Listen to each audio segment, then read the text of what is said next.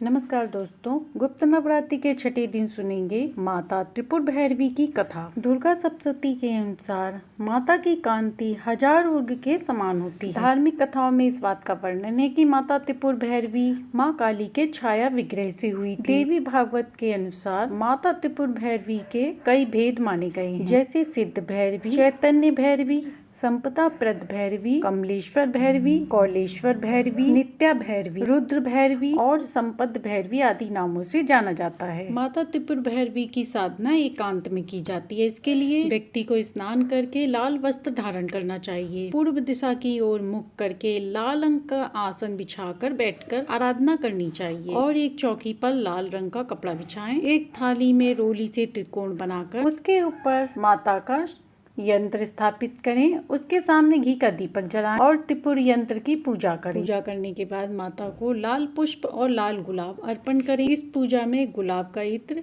या चमेली का इत्र चढ़ाना भी आवश्यक होता है। इसके बाद विधि विधान से संकल्प लें। हाथ में जल अक्षत लेकर संकल्प करें और मंत्रों का जाप करें। माता की पूजा करने से व्यक्ति को विभिन्न प्रकार के रोगों से मुक्ति मिलती है। कैरियर और कारोबार में वृद्धि होती है। यदि कोई व्यक्ति सच्चे मन से माता की आराधना करता है तो उसकी समस्त मनोकामनाएं पूर्ण होती हैं। साथ ही समस्त पापों का नाश होता है। माता त्रिपुर भैरवी पूरे ब्रह्मांड में सबसे सुंदर और शीघ्र फल देने वाली मानी गई हैं। माता का सौंदर्य 16 कलाओं से युक्त 16 वर्ष की कन्या के रूप में है। माता त्रिपुर भैरवी की 4 भुजाएं हैं। ये अपने हाथों में पाश, अंकुश, धनुष और बाण धारण करती हैं। जो भी मनुष्य माता की साधना करता है, माता उसे कभी निराश नहीं करती। माता के हृदय में सदा सौम्यता और दया वास करती है। माता त्रिपुर भैरवी की महिमा का वर्णन करना शब्दों में नहीं है। संसार के सभी तंत्र मंत्र, तांत्रिक और सिद्धगण बिना माँ के आशीर्वाद के पूरे नहीं हो सकते। माता त्रिपुर भैरवी को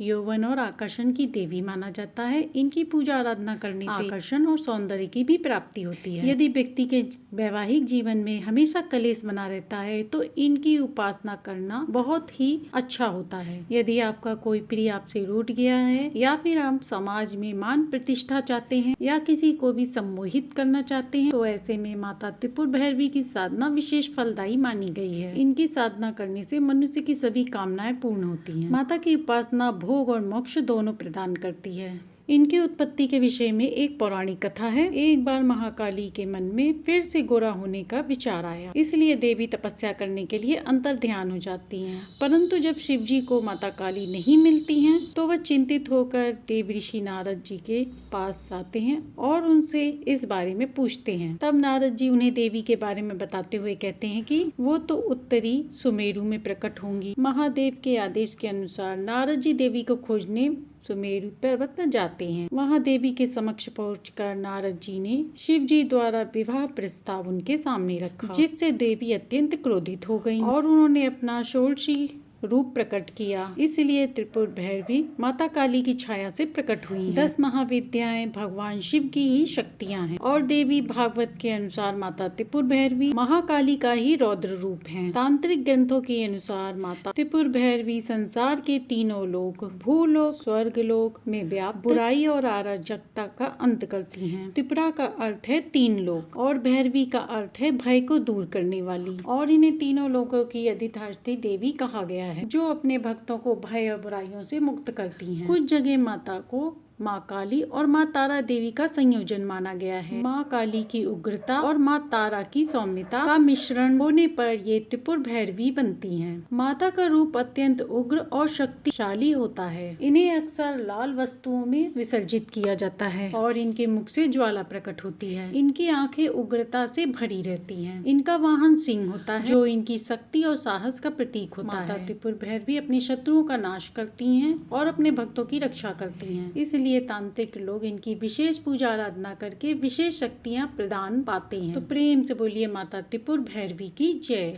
आइए अब सुनते हैं नवरात्रि व्रत कथा। किसी नगर में एक महिला रहती थी। उसके पति का पहले ही स्वर्गवास हो चुका था। उसकी एक छोटी सी लड़की थी, उसका नाम था सीता। वह हर आषाढ़ मास की नवरात्रि में दुर्गा माता की पूजा आराधना व्रत करती थी। एक बार उसकी बेटी बहुत बीमार पड़ जाती है, फिर भी वह माता की पूजा आराधना नहीं छोड़ती। उसकी भक्ति को देखकर माँ दुर्गा उससे अत्यंत प्रसन्न होती है। वह सीता की बेटी को सही कर देती है और उसे हमेशा सुख का आशीर्वाद देती है। यह कथा उन महिलाओं की है जो उम्मीद का दामन नहीं छोड़ती हैं। सीता इतनी गरीब थी कि कई बार उसे और उसकी बेटी को भूखा ही सोना पड़ता था। खाने के नाम पर वह केवल सूखी रोटी या कभी कभी उबले चावल ही खाती थी। लेकिन इन सब के बावजूद सीता के चेहरे पर कभी निराशा नहीं थी। उसकी बेटी बहुत छोटी थी, वह अपनी माँ के दुख को समझ नहीं पाती पर वह माँ की चेहरे की उदासी को महसूस करती थी। बेटी को खुश करने के लिए सीता हर संभव कोशिश कर, भले ही उसे खुद कितना कष्ट न उठाना पड़े। वह अपनी बेटी को नई नई कहानियाँ सुनाती, उसको हंसाने के लिए तरह तरह के मुखौटे बनाती और खिलौने के नाम पे टूटी हुई लकड़ियों से उसे खुश कर देती। आषाढ़ नवरात्रि का समय सीता के लिए सबसे महत्वपूर्ण होता था। वह साल भर इस नवरात्रि का इंतजार करती थी। यह वह समय था जब उसे लगता था कि वह माँ दुर्गा के सबसे करीब है और उसे लगता था कि उसकी प्रार्थनाएं जरूर सुनी जाएंगी। इस बार की नवरात्रि उसके लिए बहुत खास थी क्योंकि वह अपनी बेटी को लेकर माँ दुर्गा का आशीर्वाद चाहती थी। उसकी बेटी का नाम था रोशनी, परंतु उसकी बेटी हमेशा बीमार रही। उसकी बीमारी ने सीता की चिंता बढ़ा दी थी। डॉक्टर ने बताया कि रोशनी को तेज बुखार है, यदि समय पे इलाज न मिला तो यह बीमारी गंभीर रूप ले सकती है। सीता के पास इलाज के लिए पैसे नहीं थे। उसने हर जगह से मदद मांगने की कोशिश की लेकिन किसी ने उसकी सहायता नहीं की। व्रत के पहले दिन सीता ने संकल्प लिया कि वह बिना अन्न जल ग्रहण किए माँ का व्रत करेगी। उसकी बेटी खांसते खांसते बेहाल हो रही थी। उसे देखकर सीता का दिल रो रहा था। सीता ने अपनी आंखों के आंसू पोंछ लिए और माता की आराधना में लीन हो गई। उसने पूजा की थाली सजाई, दीपक जलाया और मन ही मन माँ से अपनी बेटी के स्वास्थ्य की मनोकामना मांगने लगी। उसने माँ से प्रार्थना में कहा, हे माँ, मेरी बेटी को बचा लेना, मैं उसके लिए कुछ भी कर सकती हूँ। व्रत के अगले दिन रोशनी की और हालत बिगड़ गई। वह बेहोश पड़ी थी और उसकी सांसें बहुत धीमी चल रही थी।